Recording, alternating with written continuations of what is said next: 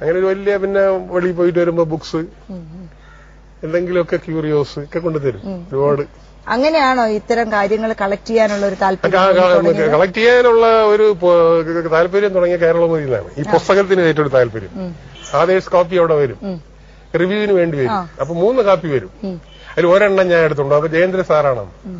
അപ്പൊ അങ്ങനെയാണ് എനിക്ക് ഈ പുസ്തകം അങ്ങനെ ചുമ്മാ ഇരിക്കല്ലേ വായിക്കുന്നത്. അപ്പൊ വായിച്ച് അങ്ങനെ. പിന്നെ കളക്ഷനിലൊക്കെ ഉള്ള താല്പര്യം അരവിന്ദേട്ടന്റെ കൂടെ സ്റ്റാമ്പ് കളക്ഷൻ, ബോട്ടിലുകൾ കളക്ട് ചെയ്യുന്നു. പിന്നെ മറ്റാർക്കും അധികം ഇല്ലാത്ത, പ്രത്യേകിച്ച് ഇന്നത്തെ കാലത്ത് തീരെ ഇല്ലാത്ത ഒരു ഹോബിയുണ്ട്. ഇപ്പോഴും കത്തുകൾ എഴുതുന്ന രീതി അല്ലേ? മൊബൈൽ ഫോണും ഒന്നും ഉപയോഗിക്കൂല. അപ്പൊ അതിന് മടി തോന്നൂലേ?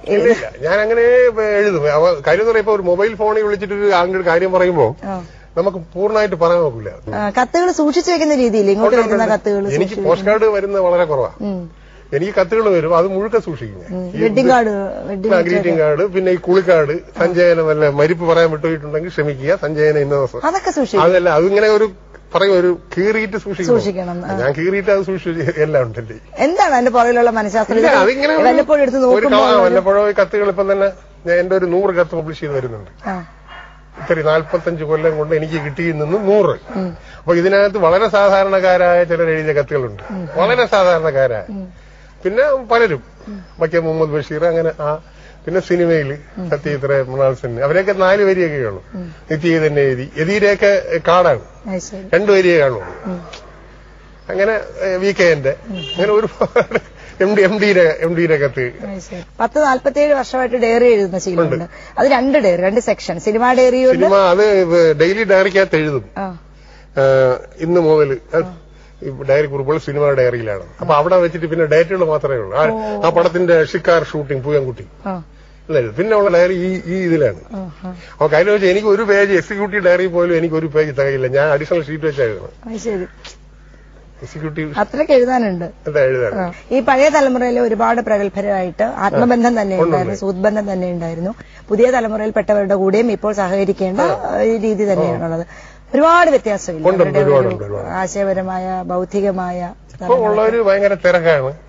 ഇതിനിടയിൽ ഞാൻ നേരത്തെ ഒരു കാര്യം ചോദിച്ചായിരുന്നു, ഭക്ഷണത്തിന്റെ കാര്യം. 2 കിലോ ബീഫൊക്കെ കഴിക്കുന്ന കൂട്ടത്തിലായിരുന്നു. ഇപ്പൊ പിന്നെ കുറച്ചോ കാര്യം എന്ന് പറയാം. ഇപ്പം ഈ ഇടക്കാലങ്ങളിലൊന്ന് വീണ് ഈ മുട്ടിനൊരു ഇത് പറ്റി. അപ്പൊ ബോഡി വെയിറ്റ് ഇപ്പൊ ഞാൻ ഒരു 4 കിലോ കുറഞ്ഞിരിക്കേ, 5 കിലോ.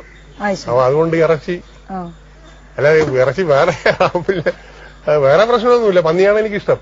ഞാൻ നേരത്തെ പറഞ്ഞ 200 സിനിമകളിൽ അഭിനയിച്ചെങ്കിലും ഞാൻ ശ്രദ്ധിച്ചൊരു കാര്യം, പല സിനിമകളിലും അച്ഛനും മകളും ഒക്കെ ഉണ്ടായിട്ടുണ്ട്. പക്ഷെ ഒരു സിനിമയിലെ കുടുംബം, ഭാര്യ, അങ്ങനെ കണ്ടിട്ടേ ഇല്ല അല്ലേ? അത് സീരിയലിലെ അതിലെ ഒന്നില് ആരോ ഉണ്ടായിരുന്നു.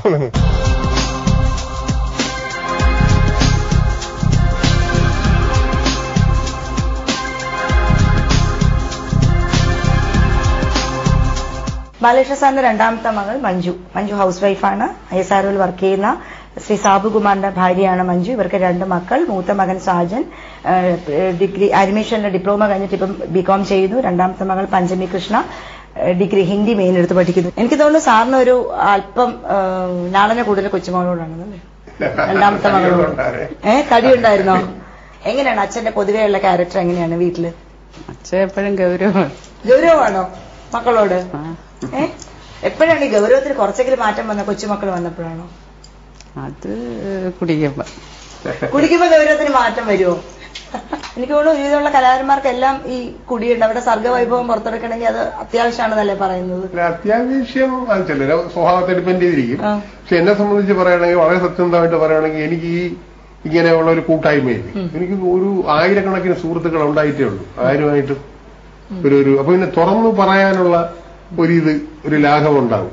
ലാഘവമോ ചങ്കൂറ്റമോ ഉണ്ടാവും. അപ്പുവച്ചനെ കുറിച്ച് കൊച്ചുമോൻ എന്താണ് പറയാനുള്ളത്? എങ്ങനെയാണ് നിങ്ങളുടെയൊക്കെ ഗൗരവമാണോ? പാവമാണോ? സിനിമാ വിശേഷങ്ങളൊക്കെ പറയാറുണ്ടോ? ലൊക്കേഷനിലെ കാര്യങ്ങളും ആണോ? അപ്പൊ പിന്നെ സിനിമയൊക്കെ കണ്ടിട്ടില്ലേ? ഏതാ സിനിമ ഏറ്റവും ഇഷ്ടം ചെയ്തതില്? സാറിന്റെ അമ്മാവന്റെ മകളല്ലേ? അപ്പൊ ഇത് നേരത്തെ വീട്ടുകാർ തീരുമാനിച്ചിരുന്നതാണോ? അല്ല, വീട്ടില് അമ്മ സുഖമില്ല എന്നപ്പോ എന്റെ അമ്മയെ നോക്കാൻ അച്ഛൻ വിളിച്ചോണ്ട് വന്നതാണ്. ശരി. എന്തായാലും വളരെ സന്തോഷമുണ്ട് സാറിന്റെ കുടുംബാംഗങ്ങളെ പരിചയപ്പെടാൻ സാധിച്ചതില്, ഹോബീസിനെ കുറിച്ച് അറിയാൻ സാധിച്ചതില്. ഒരുപാട് എന്താ പറയുക, തുറന്ന സഹകരണമായിരുന്നു സാറിൽ നിന്ന് കിട്ടിയത്. വളരെ സന്തോഷം. സഹജമായ ജന്മസിദ്ധമായ വാസനകളോടുകൂടിയാണ് ഓരോരുത്തരും ജനിക്കുന്നത്. എന്നാൽ ജീവിതത്തിന്റെ ഒരു ടേണിംഗ് പോയിന്റിൽ എത്തുമ്പം നാടോടുമ്പോൾ നടുവേ ഓടണം എന്നുള്ള വിശ്വാസത്തോടുകൂടി അവരുടെ മട്ടും ഭാവവും ഒക്കെ അവർ മനഃപൂർവ്വം മാറ്റാറുണ്ട്. എന്നാൽ ഇവിടെ ഈ ഒരു വ്യക്തി എത്രയെല്ലാം ജീവിത സാഹചര്യങ്ങൾ മാറിയിട്ടുണ്ടെങ്കിൽ പോലും താൻ ഇന്നും ഒരു ശുദ്ധനായ ഗ്രാമീണനാണ്, തന്റെ മട്ടും രീതികളുമെല്ലാം അന്നും ഇന്നും എന്നും ഇതുപോലെയായിരിക്കുമെന്നും യാതൊരു കള്ളത്തരവും ഇല്ലാതെ സത്യസന്ധമായ കാര്യങ്ങൾ വിളിച്ചു പറയുന്നതിൽ നിന്നും നമുക്ക് മനസ്സിലാക്കാൻ സാധിക്കുന്നുണ്ട്. അതുകൊണ്ട് തന്നെ ഈ കലാകാരനെ ഓരോ മലയാളികളും സ്വന്തം വീട്ടിലെ ആരോ ആണെന്നുള്ള ഒരു സ്നേഹത്തോടുകൂടി തന്നെ സ്വീകരിക്കുകയും ചെയ്യുന്നു. ഇന്നത്തെ കുടുംബവിശേഷത്തിലൂടെ നിങ്ങൾക്ക് എല്ലാവർക്കും ഈ ഒരു അനുഭവമായിരിക്കും ഉണ്ടായിരിക്കുക എന്ന പ്രതീക്ഷയോടുകൂടി ഇന്നത്തെ കുടുംബവിശേഷം ഇവിടെ പൂർണ്ണമാകുന്നു. അടുത്ത കുടുംബവിശേഷത്തിലൂടെ മറ്റു ചില ബന്ധുക്കളുമായി നമുക്ക് വീണ്ടും കാണാം.